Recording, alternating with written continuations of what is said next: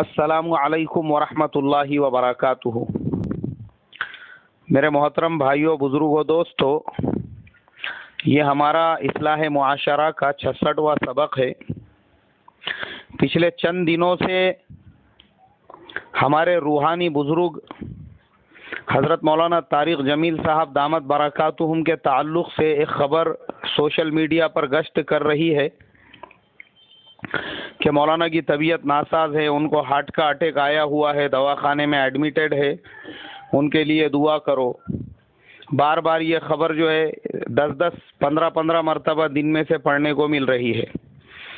پھر کچھ لوگوں نے یہ خبر مشہور کی کہ زبردست عالم دین اور فقیہ العصر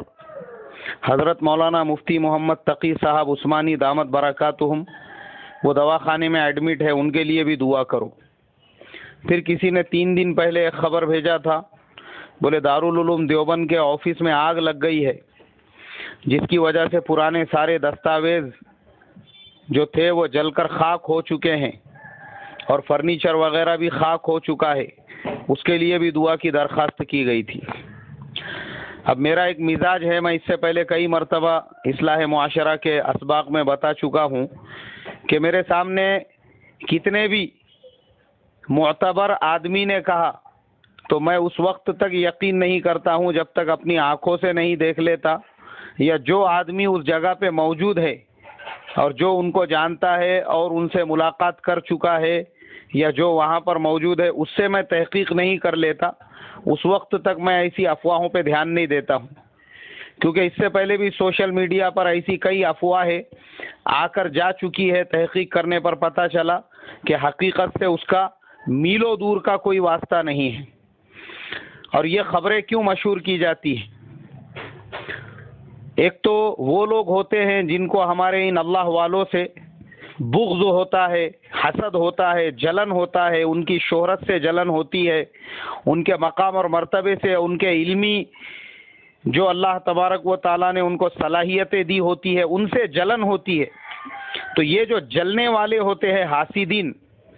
اب یہ ان سے لڑائی جھگڑا تو وہاں جا کے کر نہیں سکتے،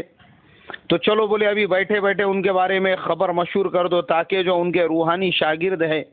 جو ان سے محبت کرنے والے ہیں، ان کو ایک طرح سے ذہنی طور پہ تکلیف پہنچائی جائے، تو ایک خبر مشہور کر دی جاتی ہے۔ دارالعلوم دیوبند سے جو بغض رکھنے والے ہیں، جو دیکھ رہے ہیں کہ اللہ نے پچھلے 100 سے زیادہ سال سے جس ادارے سے، جس مرکز علمی سے اللہ عالمی لیول کا دین کا کام لے رہا ہے، اب اس سے مقابلہ نہیں کر سکتے، تو چلو ابھی دارالعلوم دیوبند کے جو کروڑوں چاہنے والے ہیں، اس سے محبت کرنے والے ہیں،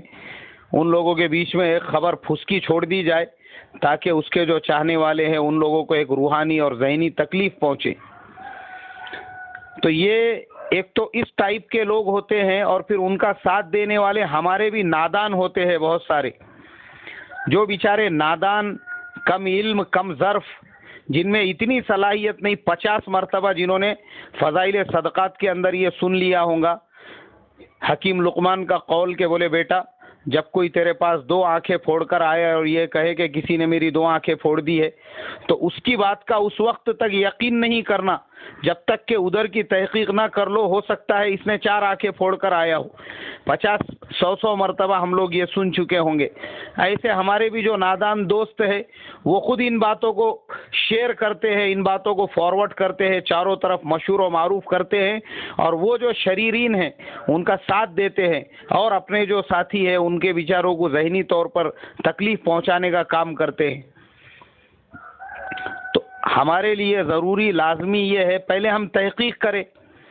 اب میں نے جیسے ہی دارالعلوم دیوبند کے تعلق سے وہ خبر سنا،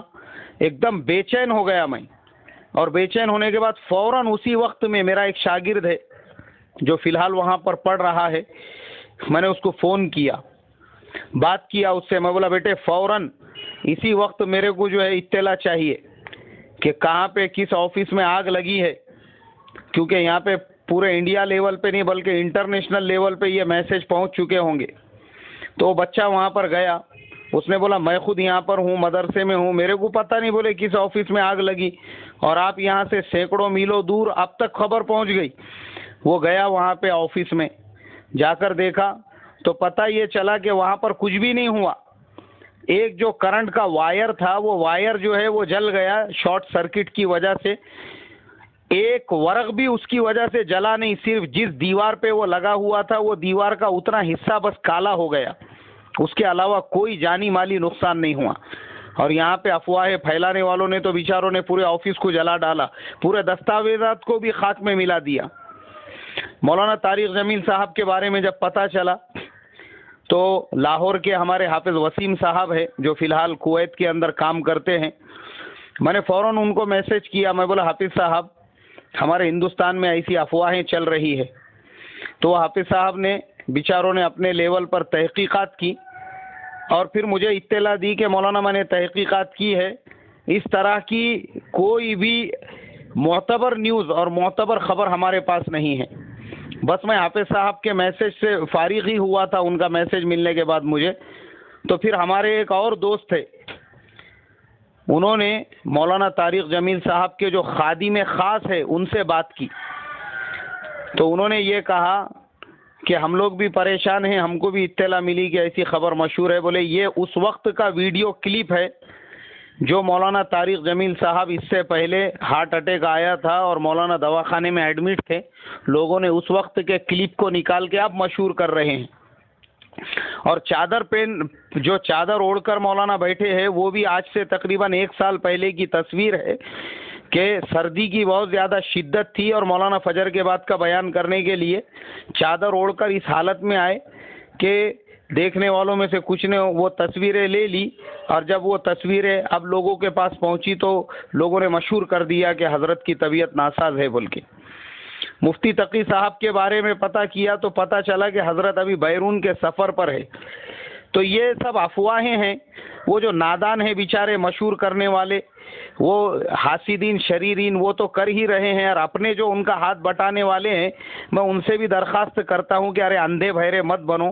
اللہ نے عقل دی ہے، آنکھیں دی ہے، پہلے تحقیق کرو. تمہارے یہ میسج سے جو مولانا کے چاہنے والے ہیں، جن کا ان سے روحانی تعلق ہے، جن لوگوں کو دارالعلوم دیوبند سے مفتی تقی عثمانی کے علمی ذخائر سے جو فیضیاب ہو رہے ہیں، تم یہ اندازہ نہیں لگا سکتے ایسے لوگوں کو کتنی ذہنی اور کتنی جو ہے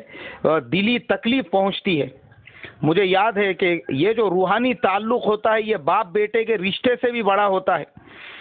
جب ہمارے حضرت مولانا یونس صاحب رحمۃ اللہ علیہ کا انتقال ہوا تھا، اس وقت جب یہ خبر ہمارے گاؤں میں پہنچی تھی تو میں نے میرے دوستوں کو دیکھا ہوں کہ جیسے ہی مولانا کے انتقال کی خبر پہنچی وہ ایسے دہاڑے مار مار کر رو رہے تھے. ان میں بھی تھا، جیسے اپنے باپ کے انتقال پر بھی کوئی نہیں روتا ہے. اس کی وجہ یہ تھی کہ جو روحانی تعلق ہوتا ہے وہ خون کے رشتے سے بھی زیادہ ہوتا ہے. آدمی کو ایک قلبی محبت، کیونکہ اس انسان سے ہم کو ایک چیز ملی ہوئی ہوتی ہے روحانی جسمانی اور اپنے زندگی کو گزارنے کا ایک سلیقہ ایک طریقہ. تو روحانی جو تعلق ہوتا ہے جن لوگوں سے، ان کے بارے میں جب آدمی کچھ سنتا ہے تو اس کو تکلیف پہنچتی ہے. تو ہمارے یہ جو نادان دوست ہے ان سے بھی درخواست کروں گا کہ بھائی پہلے تحقیق کیا کرو، اندھے بہرے مت بنو. اللہ ہم تمام کو عمل کی توفیق عطا فرمائے.